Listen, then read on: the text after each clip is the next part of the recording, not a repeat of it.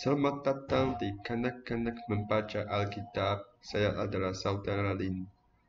Selanjutnya, kita akan melanjutkan pembahasan pasal 18 Kitab Wahyu dan memasuki pasal 19 pada ayat pertama.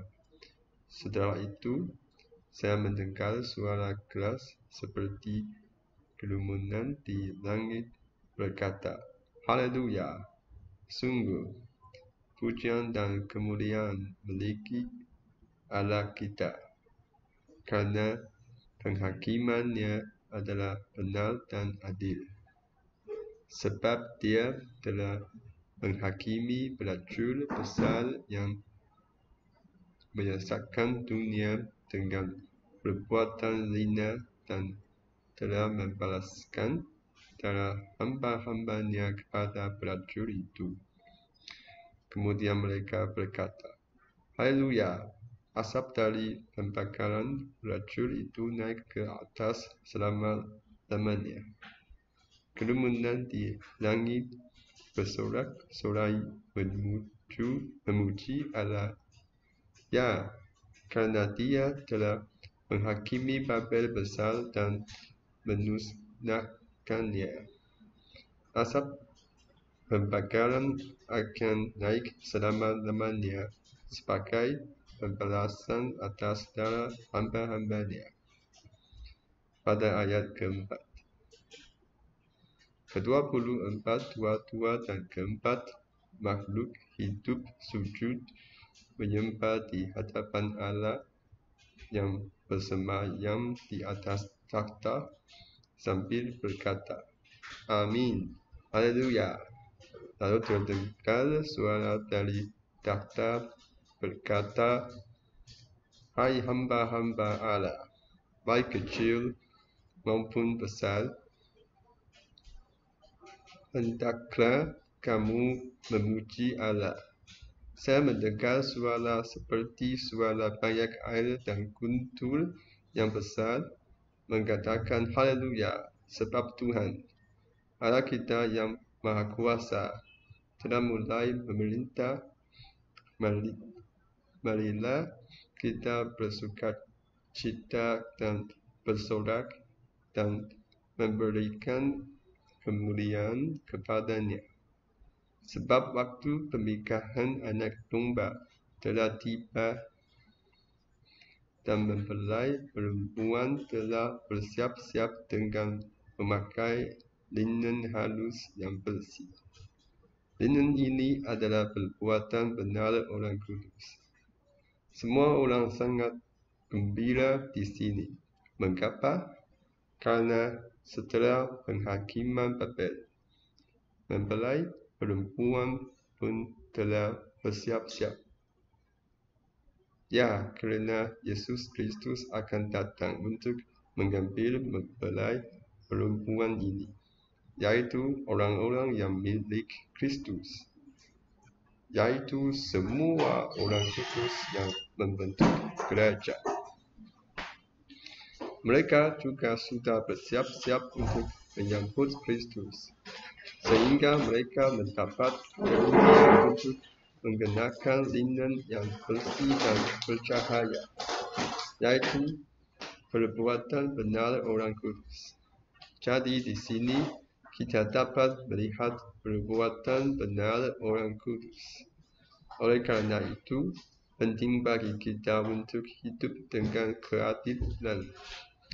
Tuhan Yesus pernah mengatakan bahawa bukan setiap orang yang memanggilnya Tuhan, Tuhan akan masuk ke dalam kerajaan Allah. Pada saat itu, banyak orang akan berkata, Tuhan, bukankah kami telah memberitakan Injil dengan memakai namamu, mengusir roh jahat dengan namamu, dan melakukan banyak mukjizat dengan namamu? Tetapi pada saat itu, saya akan memberitahu mereka dengan jelas, Aku tidak mengenal kamu, pergilah daripadaku, hai orang-orang yang berbuat jahat. Artinya, jika kita adalah orang yang berbuat jahat, bahkan jika kita mengajar kitab suci di dalam gereja atau bahkan memiliki kekuatan untuk menyembuhkan penyakit, itu tidak akan dikenal oleh Tuhan Yesus jika kita adalah orang yang berbuat jahat dan tidak berbuat benar. Orang yang berbuat benar, yang berbuat baik, itulah yang milik Allah. Oleh karena itu, tindakan keadilan sehari-hari, perbuatan benar yang dilakukan orang kudus sangat penting, karena pada dasar itu kita akan memiliki linen yang bersih dan bercahaya untuk dikenakan. Lalu kita lihat pada ayat ke-9. Malaikat memerintahkan saya, tuliskanlah, berbahagialah orang-orang yang diundang ke perjamuan kawin anak domba. Dan dia berkata lagi kepada saya, ini adalah perkataan Allah yang benar. Ya, orang yang berbahagia adalah mereka yang diundang untuk hadir dalam perjamuan kawin anak domba. Dan anak domba ini akan segera muncul. Yesus Kristus akan segera muncul. Jadi pada ayat ke-10, saya pun sujud di kaki malaikat untuk menyembahnya. Namun dia berkata, jangan, aku dan engkau bersama dengan saudara-saudaramu yang menjadi saksi untuk Yesus. Semuanya adalah hamba seperti kamu. Sembahlah Allah, karena kesaksian tentang Yesus adalah roh nubuat yang menuntun kita untuk menyembah Allah. Ya, karena semua saudara yang menjadi saksi untuk Yesus, bersama dengan para nabi yang menyampaikan firman Allah, semuanya adalah hamba bersama. Yang kita sembah adalah Allah. Kitab Wahyu ini adalah kesaksian untuk Yesus, memastikan bahwa Yesus adalah Mesias yang telah diutus oleh Allah dan dia siap untuk muncul. Pada ayat ke-11, saya melihat langit terbuka dan ada kuda putih. Orang yang berkuda disebut setia dan benar. Dia menjatuhkan keputusan hukum dan berperangkan dengan keadilan. Matanya seperti nyala api, dan di kepalanya ada banyak mahkota. Serta ada sebuah nama yang tertulis yang hanya dia sendiri yang mengetahuinya. Ini cukup unik, karena disebutkan bahwa ada nama yang tertulis, tetapi hanya dia sendiri yang mengetahuinya. Orang lain tidak tahu apa nama itu. Bukankah nama itu adalah Yesus? Namun di sini ditulis bahwa ada nama yang tertulis, tetapi hanya dia sendiri yang mengetahuinya. Orang lain tidak tahu apa nama itu. Ia menggunakan rupa yang tersetuk darah dan namanya disebut sebagai kalimat Allah atau kata Allah. Ya, ini sudah dinyatakan dalam Injil Yohanes bahwa dia adalah kata yang bersama-sama dengan Allah, dan bahwa kata itu menjadi daging dan tinggal di tengah-tengah kita. Jadi, ini adalah Yesus Kristus, yaitu firman Allah, firman Tuhan yang menjelma menjadi manusia. Di ayat ke-14, dalam langit terdapat pasukan besar yang berkuda putih, mengenakan pakaian linen halus yang putih dan bersih, mengikutinya. Ada pedang tajam keluar dari mulutnya yang dapat membinasakan bangsa-bangsa. Dia akan melintas mereka dengan tongkat besi dan menginjak anggur kemarahan Allah yang Maha Kuasa. Di sini disebutkan bahawa dia memiliki pedang tajam yang dapat membinasakan bangsa-bangsa. Kemudian dia bersama pasukan yang dikumpulkan oleh para pemimpin negara-negara yang bersekutu dengan Uni Soviet. Mereka berfikir bahawa pasukan ini pasti sangat kuat, karena negara Babel sudah dihancurkan sehingga tidak ada lawan di permukaan bumi. Namun, di hadapan Yesus Kristus, mereka tidak ada apa-apanya. Dia membuka mulutnya dan sebilah pedang keluar dari mulutnya. Perang berakhir sepenuhnya dikalahkan oleh kekuatan yang luar biasa. Kekuatan terbesar manusia adalah bom nuklir, rudal, dan tank. Namun, di hadapan Tuhan Yesus Kristus, semuanya tidak berarti. Di sini dikatakan bahawa dia akan melintas mereka dengan tongkat besi. Kita akan melihat nanti bahawa penggunaan tongkat besi ini juga disebutkan dalam pasal-pasal lain di kitab Wahyu.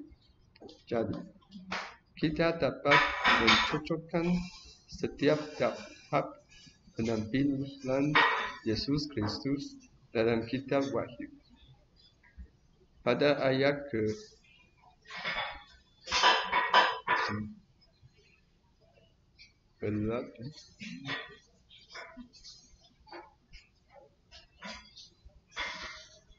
di kelainya dan bahannya tertulis, Raja segala raja dan Tuhan segala Tuhan. Saya melihat seorang malaikat berdiri di tangga-tangga matahari, berseru dengan nyaring kepada burung-burung yang terbang di langit, kumpulkanlah untuk perjamuan besar Allah. Ya, Tuhan Yesus siap untuk menjadi Raja segala raja dan Tuhan segala Tuhan. Dia akan memerintah dan menguasai seluruh dunia yang terlihat dan yang tidak terlihat. Dan kita nanti juga akan ikut serta bersamanya sebagai Raja. Karena menjadi satu-satunya Raja tentu akan melelahkan, dan dia bersedia berbagi kehormatan dan tanggung jawab besar ini dengan kita semua untuk bersama-sama memerintah dunia ini dan mengelola seluruh umat manusia.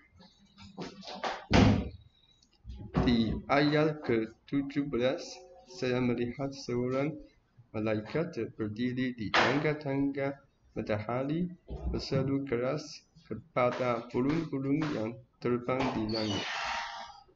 Kumpulkanlah untuk perjamuan besar Allah. Ya, saatnya untuk menghadiri perjamuan besar Allah telah tiba. Mereka dapat makan daging raja, jenderal, prajurit yang gagah berani, kuda, dan penunggang kuda, serta semua orang merdeka, baik kecil maupun besar. Jadi, ada banyak daging yang bisa dimakan. banyak orang akan terbunuh dalam perang ini. Pada ayat ke-19, saya melihat binatang dan para raja di bumi bersama dengan pasukan mereka berkumpul untuk berperang melawan yang berkuda putih dan pasukannya. Binatang itu ditangkap, dan nabi palsu yang melakukan keajaiban di depan binatang melesatkan mereka yang menerima tanda binatang dan yang menyembah patung binatang juga ditangkap bersama binatang. Keduanya dilemparkan hidup-hidup ke dalam danau api yang bernyala dengan menerang. Sisa-sisa pasukan musuh yang dikalahkan dibunuh oleh pedang yang keluar dari mulut yang berkuda putih. Burung-burung pun kenyang memakan daging mereka. Ini adalah kemenangan total anak domba. Binatang itu mengumpulkan banyak pasukan dari bumi untuk berperang melawan anak domba.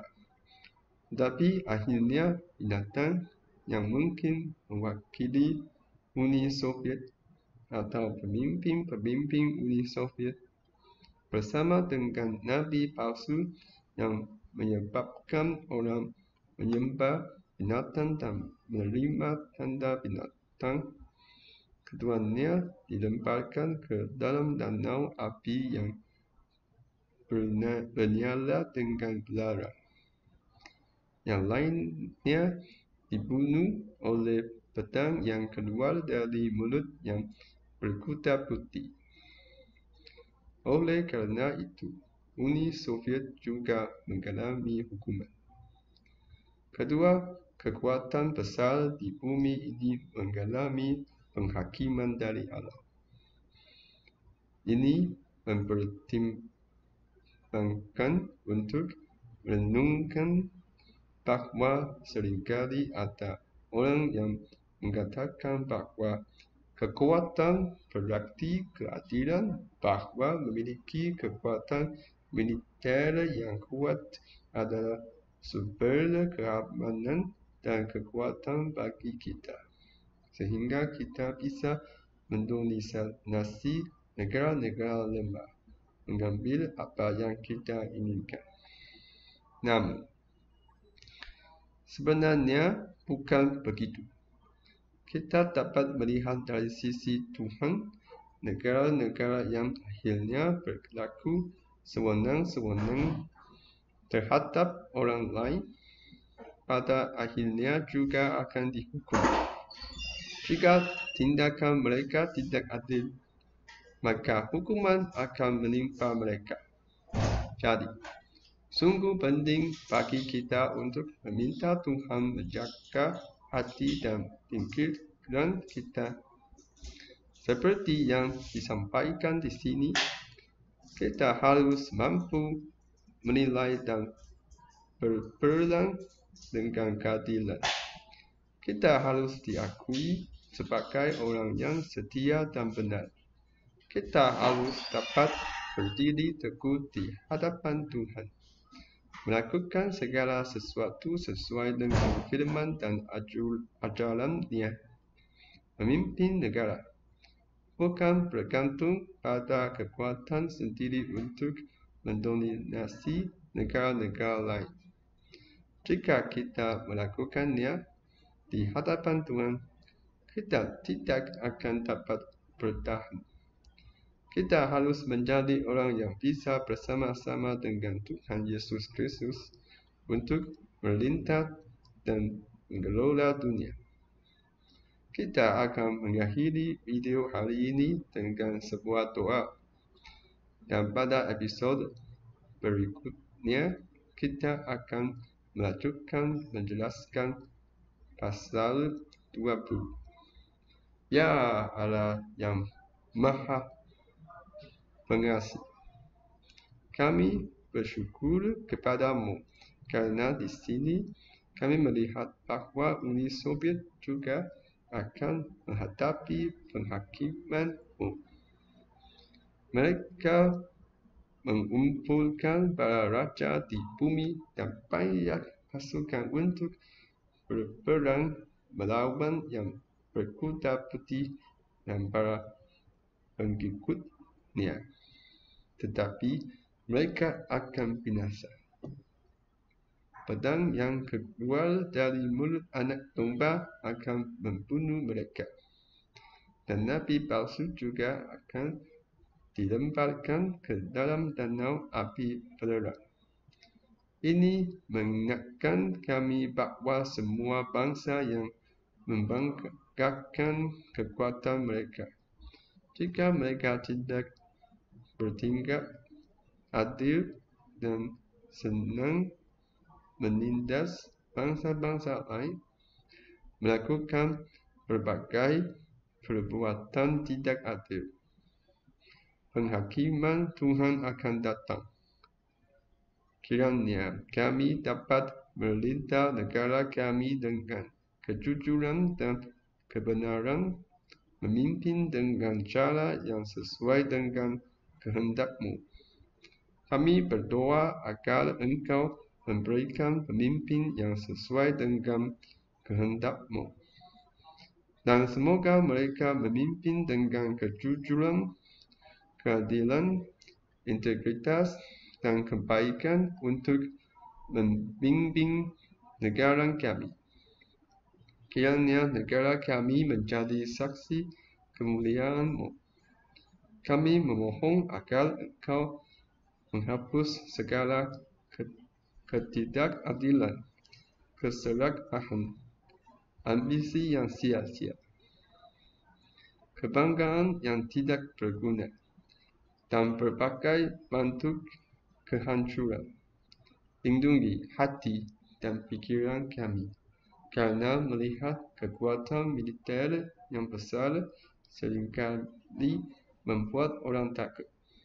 Tetapi jika kami bergantung padamu dan mengikuti-Mu, kami tidak akan takut, karena Engkau akan memimpin kami melewati segala sesuatu, melewati udara, melewati bom nuklir, melewati segala senjata yang kuat. Ya, Engkau akan membawa kami meraih kemenangan akhir. Kami percaya dan mengandalkan-Mu. Kami berdoa ini dalam nama Yesus Kristus. Amin.